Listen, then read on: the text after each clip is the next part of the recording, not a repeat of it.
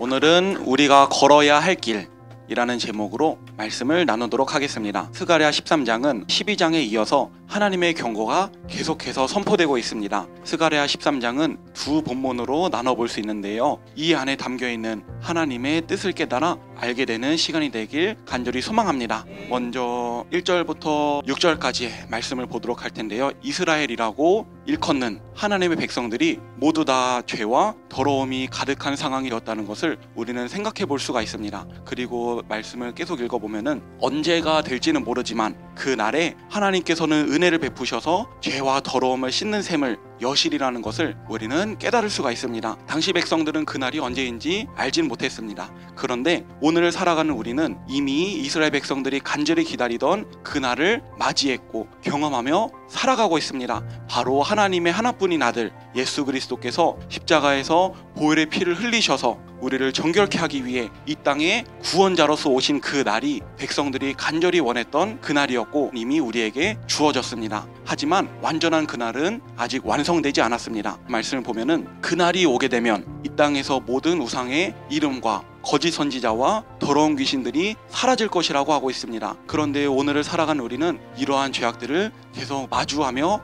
살아가고 있습니다. 그렇다면 완전한 그날은 언제 이루어지는 것일까요? 구원자로 오셨던 예수님께서 이 땅에 심판주로서 다시 오실 때 완전한 그날이 이루어지는 줄로 믿습니다. 그날이 언제인지 우리는 아무도 알 수 없습니다. 하지만 이미 이 땅에 한 번 오셨던 예수님께서는 반드시 다시 이 땅에 오셔서 심판하실 것입니다. 다시 오실 그날을 사모하여서 믿음을 지키고 기쁨으로 맞이하는 저와 우리 모든 성도님들이 되시길 간절히 소망합니다. 다음으로 7절에서 9절의 내용을 살펴보도록 할 텐데요, 7절은 하나님께서는 칼에게 명령하여서 하나님의 목자 하나님과 짝된 자를 치라고 말씀하십니다. 그 말씀과 동일한 메시지를 전하고 있는 성경 구절이 있습니다. 바로 마가복음 14장 27절입니다. 예수님은 스가랴에 나오는 칼에 쓰러지게 되는 목자가 자신이라고 말하고 계시고 양들이 흩어지게 될 것이라고 똑같은 말씀을 선포하셨습니다. 그리고 그 예언대로 예수님께서 십자가에 달리기 위해 잡혀가셨을 때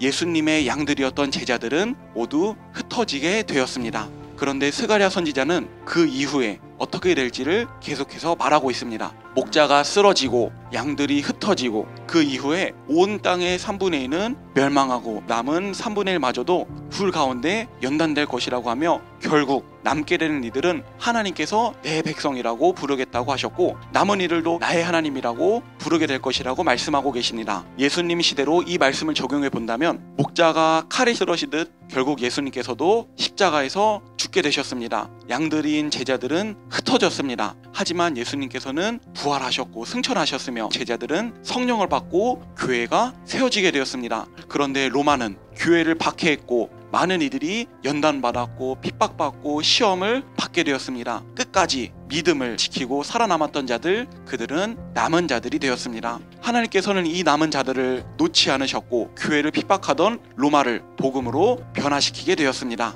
오늘도 마찬가지입니다. 우리가 살아가고 있는 한국 교회는 많은 어려움 가운데 있습니다. 하나님께서는 남은 자들을 사용하여서 로마를 변화시키셨듯이 우리를 통하여서 우리가 살아가고 있는 이 나라와 온 열방을 복음화하는 데 사용하실 줄로 믿습니다. 바라기는 오늘 말씀과 같이 예수님께서 다시 오셔서 죄를 모두 멸하시고 영원히 통치하실 그날을 기대하고 또한 남은 자들과 같이 우리의 믿음과 신앙을 지키고 나아가서 우리 주님께 귀히 쓰임 받게 되는 우리 모든 성도님들이 다 되시길 간절히 소망합니다.